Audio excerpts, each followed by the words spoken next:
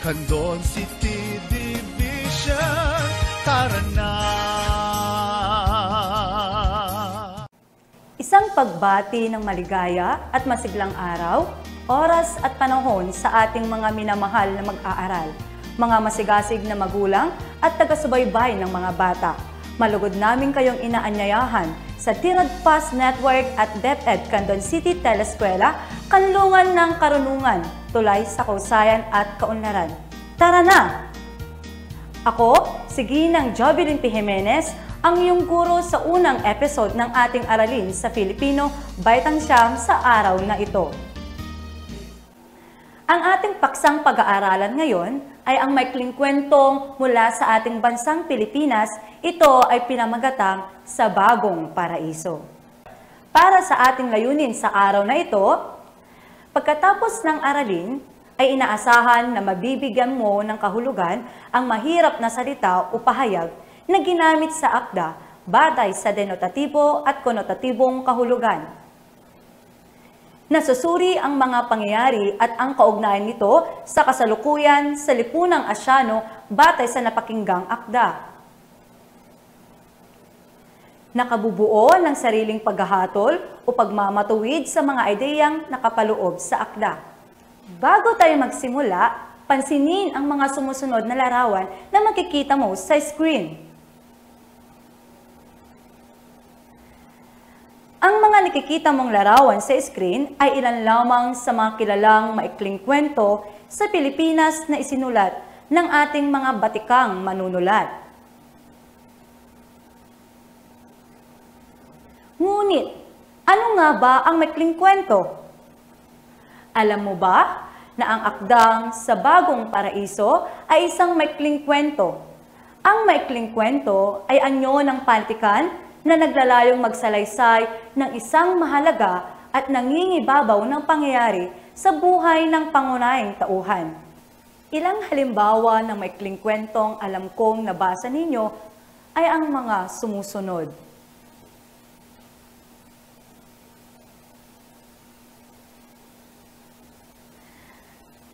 Naunawaan ba kung ano ang maikling kwento? Kung gayon, halika't pakinggan mo ang buod ng kwentong Sa Bagong Paraiso ni Efren Reyes Abueg. Ang kwentong ito ay tungkol sa magkababatang sina Ariel at Cleofe. Sila ay may 8 taong gulang.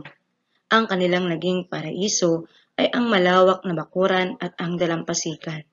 Ang kanilang kamusmusan ay isang makulay na yugto at masasabing ang lahat ng mga dapat gawin ng isang bata ay kanilang nagawa. Ngunit katulad ng inaasahan, ang lahat ng bagay ay dumadaan sa mga pagbabago. Nagsimula na silang magdalaga at magbinata. Nagbago na ang kanilang itsura, maging ang kanilang paraan ng pag-iisip at pagdedesisyon. Sa puntong iyon, ay nagsimula na ang magkaroon ng lamat sa kanilang isipan at nagsimula ng umusbong ang pader na sa kanila ay pumagitan. Bilang mga magulang, ang naging pangunahing aksyon nila ay paglayuin sina Ariel at Cleofe sapagkat ang patuloy nilang pagkikita na parang kapit-tuko malapit sa isa't isa ay maaaring magdulot o magbunga ng kapahamakan. Mas iniisip ng kanilang mga magulang ang kanilang kinabukasan kung kaya't pilit silang pinaglayo ng walang sapat na dahilan o eksplanasyon kung bakit kailangan silang paglayuin. Doon nagsimulang tumaas ang pader sa kanilang pagitan at paglaban ng kanilang mga damdaming nahihirapan. Nag-aral sa syudad si Cleofe para mailayo kay Ariel, ngunit hindi nagpapigil ang dalawa.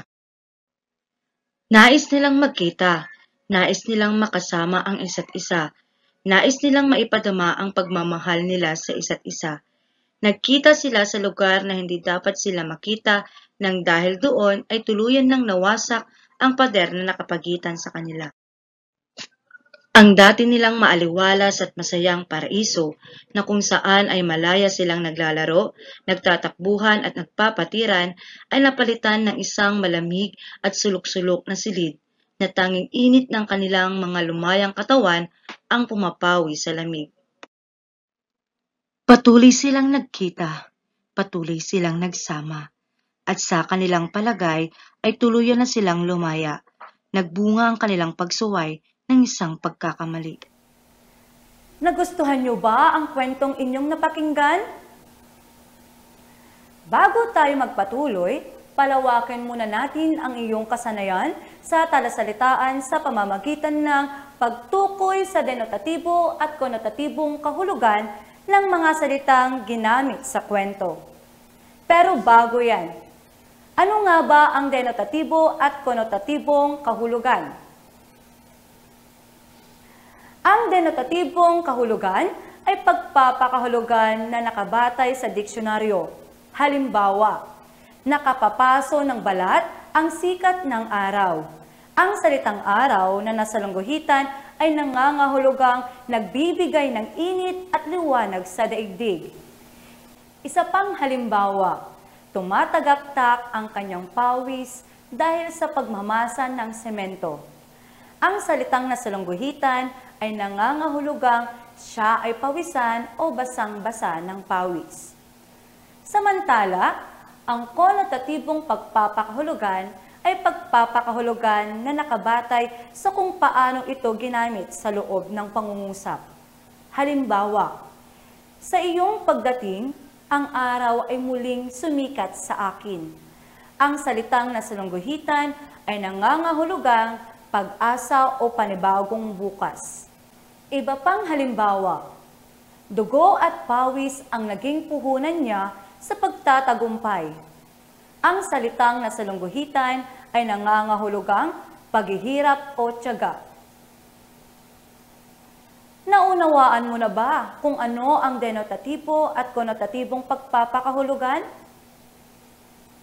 Naunawaan mo na ba kung ano ang denotatibo at konotatibong pagpapakahulugan?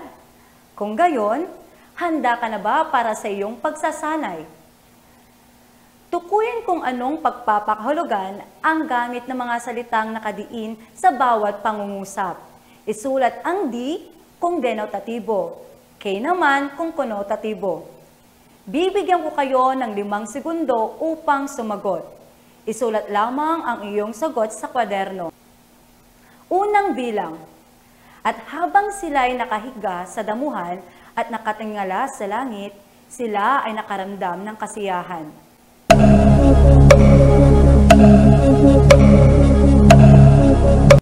Ang tamang sagot ay denotatibo, sapagkat ang langit ay tumutukoy sa kalawakan.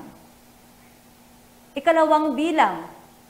Sa puntong iyon ay nagsimula ng magkaroon ng lamat sa kanilang isipan at nagsimula ng umusbong ang pader na sa kanila ay pumagitan.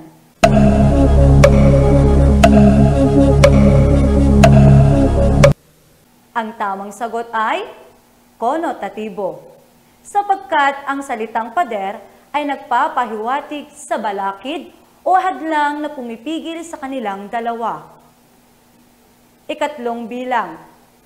Ang patuloy nilang pagkikita na parang kapit-tuko ay maaaring magdulot o magbunga ng kapahamakan.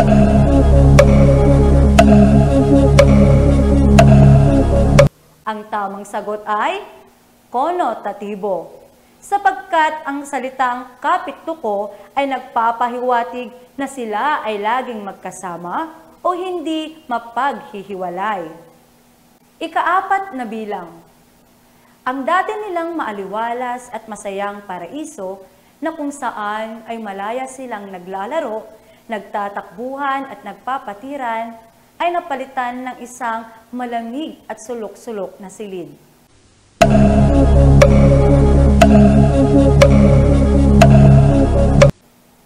Ang tamang sagot ay konotatibo, sapagkat ang salitang malamig ay nagpapahiwatig ng kawalan ng damdamin, walang pakialam o manhid. Ika-5 bilang. Doon nagsimulang tumaas ang pader sa kanilang pagitan at paglaban ng kanilang damdaming nahihirapan.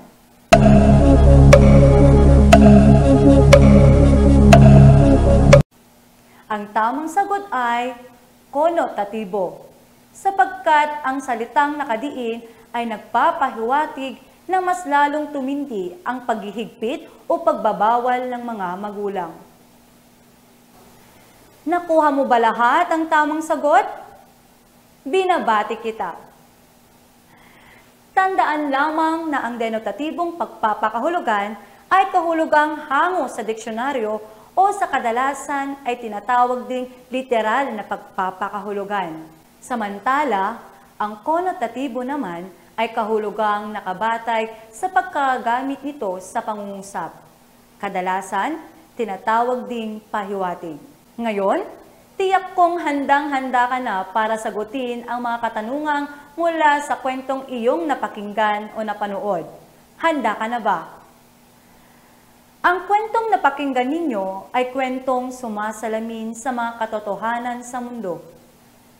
Nangangahulugan lamang na ang mga pangyayari sa kwento ay nangyayari pa rin sa kasalukuyang kalagayan ng lipunan, lalo na dito sa ating bansa.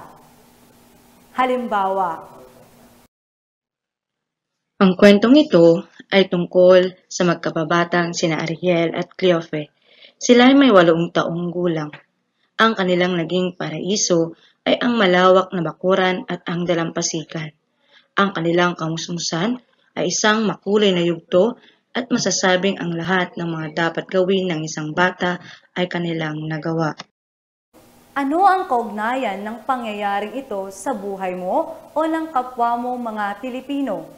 Hindi ba't noong tayo ay mga bata pa lamang ay nakahiligan na natin ang paglalaro? At ang paglalaro ay isa sa mga karanasan ng ating mga kabataan nang hindi natin makakalimutan. Dahil sa kasayahang dulot nito, lalong-lalo na kapag kasama mo ang mga kaibigan mo, hindi ba? Bilang mga magulang, ang naging pangunahing aksyon nila ay paglayuin sina Ariel at Cleofe sapagkat ang patuloy nilang pagkikita na parang kapit-tuko malapit sa isa't isa ay maaaring magdulot o magbunga ng kapahamakan. Sa iyong palagay, ang pangyayaring ito ba sa kwento ay maiugnay mo sa buhay mo? Naranasan mo na rin ba ang karanasang ito? May mga magulang na pilit itinatama ang landas ng kanilang mga anak. Kahit ito labag sa kalooban ng kanilang mga anak, ay kailangan nilang gawin upang maituwid ang kanilang hinaharap. Ganyan ang mga magulang. Iyan ay tanda ng kanilang pagmamahal sa kanilang mga anak. Lalo na sa ating mga Pilipino dahil mataas ang pagpapahalaga at respeto natin sa ating mga magulang.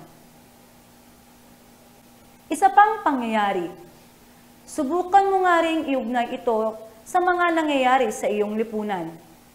Nais nilang magkita, nais nilang makasama ang isa't isa, nais nilang maipadama ang pagmamahal nila sa isa't isa. Nagkita sila sa lugar na hindi dapat sila makita nang dahil doon ay tuluyan nang nawasak ang pader na nakapagitan sa kanila. Makatotohanan ba ang pangyayaring ito? Tama. Ang hindi pagsunod o madalas sa pagsuway ng mga anak sa payo ng magulang ay kadalasang nagiging dahilan kung bakit may mga kabataang nalilihis sa tamang landas at nauuwi sa pagiging batang ina.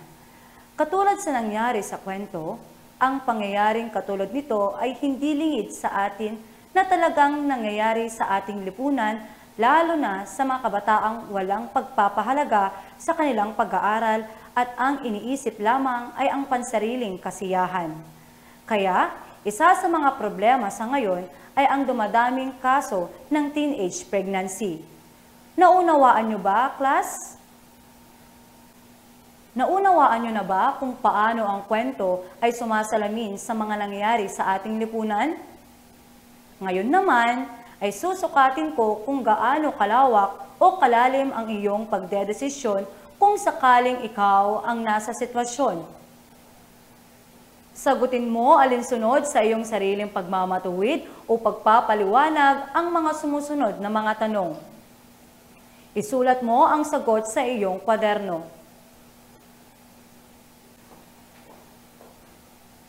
Kung Kung ikaw si Cleofe at gusto ng nanay mo na lumayo ka kay Ariel para makatapos ka ng iyong pag-aaral, ano ang iyong gagawin?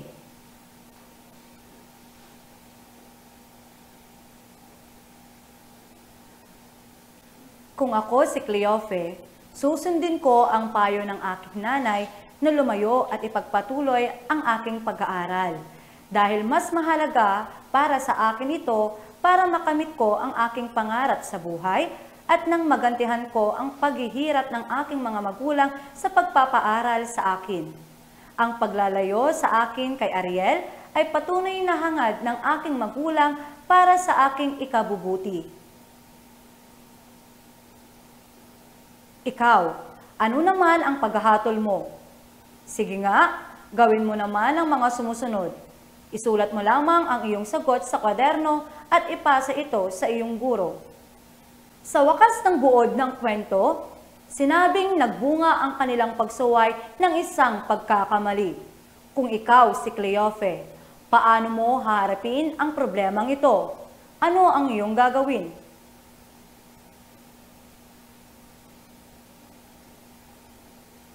Nakabubuti ba o nakakasama ang pakikipagrelasyon habang nag-aaral pa lamang? Bakit?